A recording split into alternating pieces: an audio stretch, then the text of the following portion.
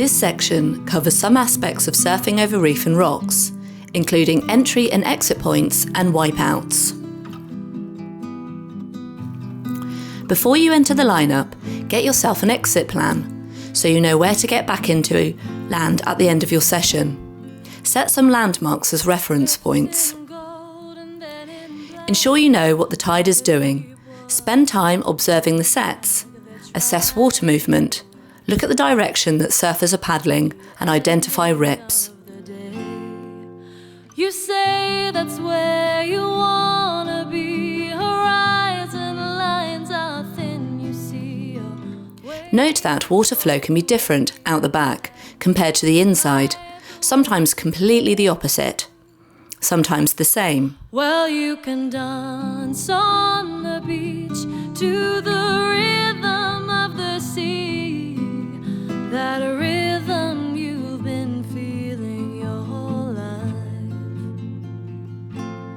And when time... Leashes can get caught on rocks or coral heads, so it's a good idea to get familiar with your Velcro strap on your leash so that you can undo it quickly if it snags on a rock. The exit spot could be different to the entrance spot too. A good exit spot is where there is less water movement. I'll be your lifeguard.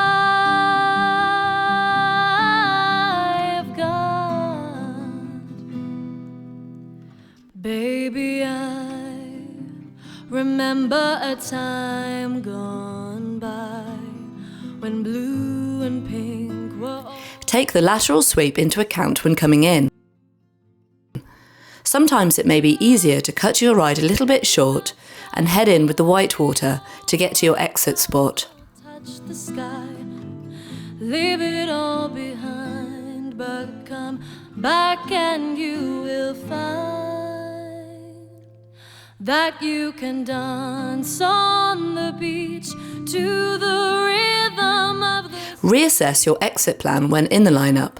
You'll also be able to see how other surfers fare getting in, although I suggest you don't follow everyone blindly. Do your own research too. For example, some surfers may be inexperienced at that break. Also, an experienced local that's good at rock hopping might not always take the easiest route, instead sometimes opt for a quick exit, using their skill to walk across the rocks.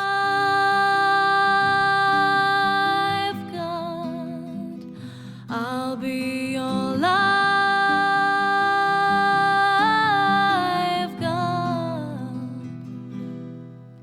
Nothing really matters, you can change your mind, keep the motion.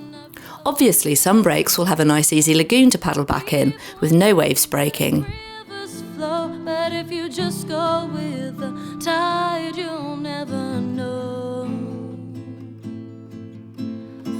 Entry points and exit points can sometimes be the same, although with entry points you have the advantage of being higher up to look for protruding rocks and channels, and you have the advantage that you can jump from rocks into the sea, which is easier than scrambling up rocks. That rhythm you've been feeling your whole life. Every break is different, but there are usually a few options. Paddle out from the end of the wave via a lagoon. This gives you a chance to see the waves at sea level as you paddle out, giving you an understanding of the lineup and waves.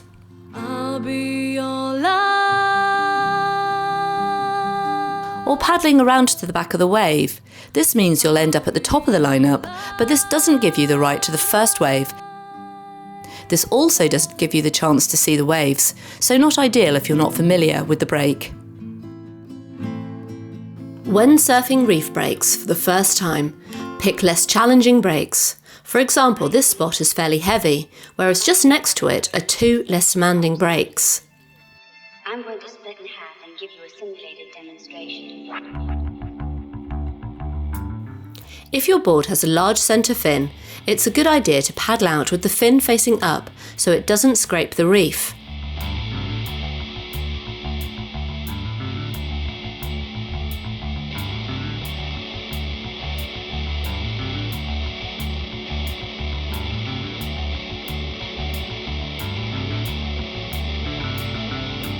Then change to the normal prone position once you are in deeper water.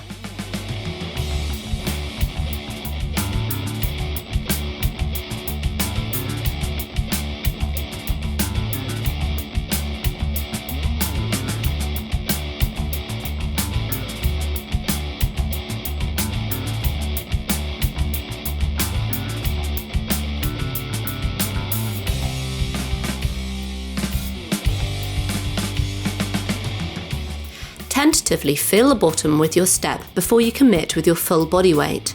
This stops you falling down a hole or stubbing your foot or banging your shins. Have your leash on, but hold the slack so it doesn't snag on a rock. When it's deep enough, use your board to help balance, but placing it on the water so it takes some of your body weight. Once deep enough to paddle, start with shallow paddle strokes and head for deep water. Sometimes the water might suck dry, so be prepared to start again so you don't damage your board or fins.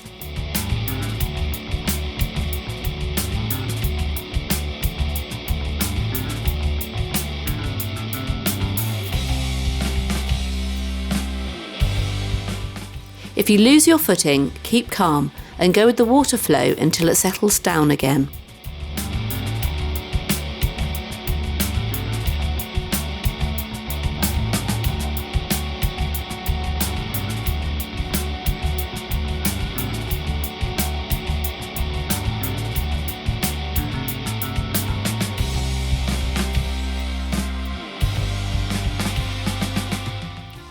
Reef boots will help you getting in and out, rock jumps and getting caught inside.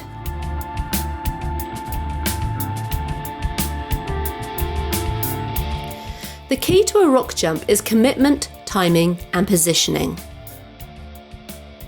Try to get the jump height to a minimum so there is less impact and a smoother transition.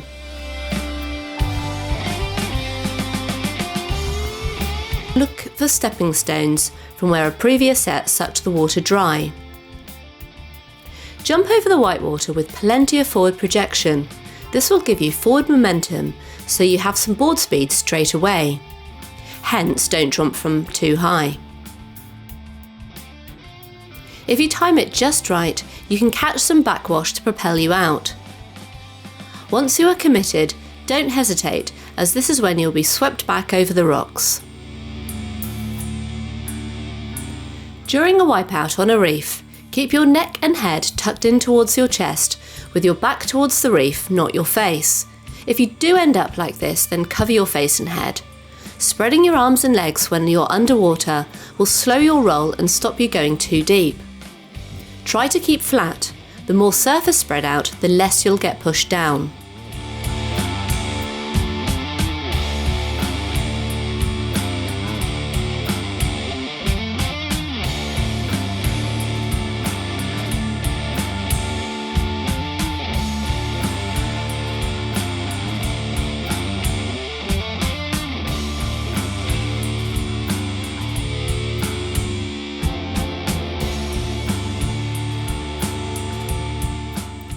When falling off, try to kick your board towards the beach so it doesn't tangle up with you underwater.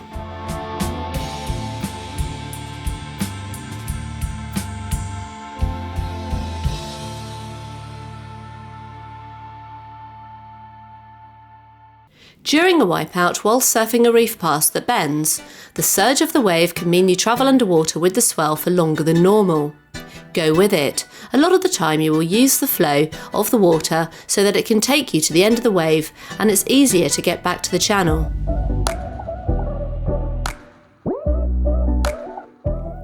It obviously depends on the break, as some breaks will have a little keyholes and channels to sneak back out. Keyholes are breaks in the reef where it's deeper and creates a channel.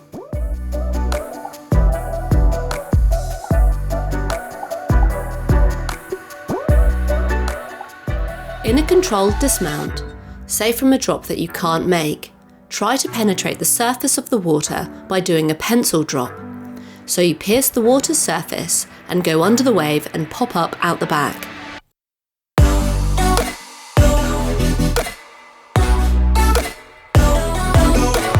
But don't do a pencil drop if you are already in the trough of the wave, as it could be too shallow. Instead, jump off bum first so your feet don't hit the bottom.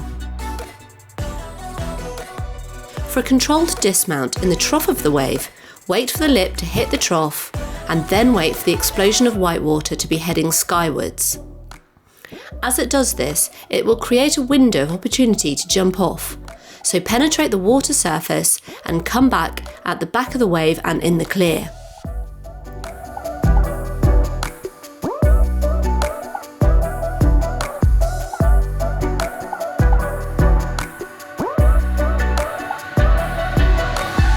Sometimes it might be worth waiting for the second dismount opportunity, as the whitewater will head back towards the trough for the second time and gain momentum towards the land.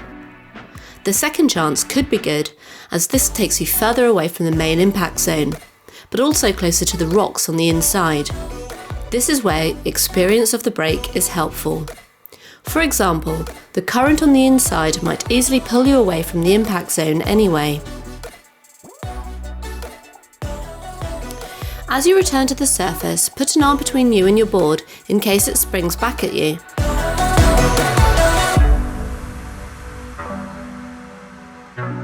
Use your leash as a guide to where your board is located. Kick off the back of the wave and ride down the back of the wave. And then into the prone position. This gets you back into the channel quicker.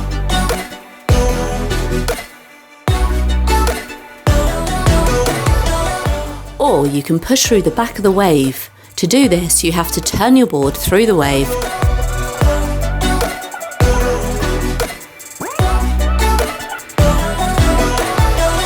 This is tricky because if the wave is too thick or you don't penetrate the water, you could go over the falls.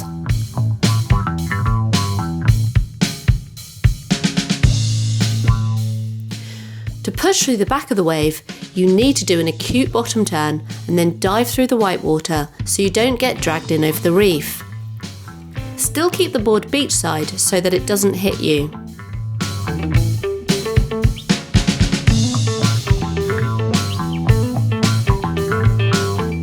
Either stall your board so that you get on the back of the wave or jump over the back of the wave. Only jump off the back of the wave if you are sure you will get over the back, otherwise you will go over the falls and onto the reef. When you are on the back of the wave, you also get a better view to spot your exit point.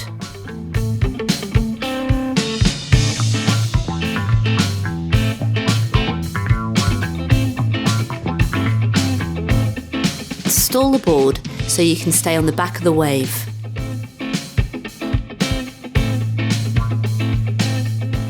Let your board take some of your body weight as you put your feet down to walk. This is the trickiest bit as the water will drain out again. Use your board to help you balance.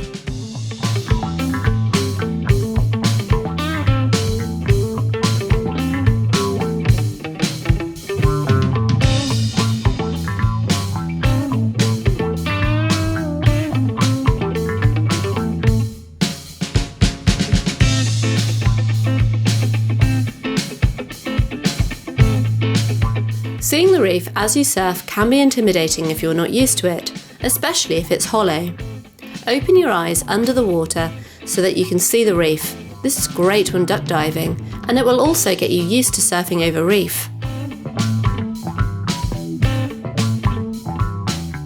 Surfing with no wetsuit can give you sore ribs for regular wetsuit users. A way to combat this is to cut a suit up so you have a band of neoprene around your ribs. Then wear a t-shirt or rash vest on top. No wetsuit means less buoyant, so it takes longer to rise to the surface, which can be alarming if you were used to surfing in a wetsuit. As ever, it's best to stay relaxed.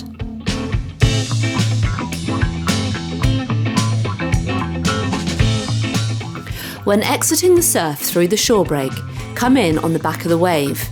So you are riding the back of the wave in towards the beach. If a wave is about to land on you as you come in, duck dive under it and wash in on the back of the wave. The flow of the water will deposit you up the beach.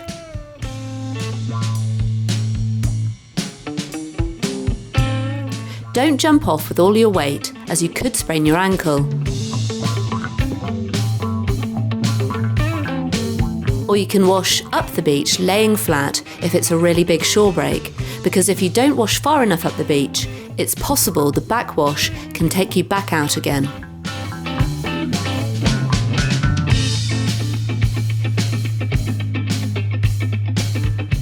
I hope this section gives you insights for surfing over reef and rocks. Be sure not to rush into surfing reef breaks until you are ready. I recommend booking with a local surf coach to get some local knowledge. There is also more information on our Reading Waves videos and more tips on our duck dive videos.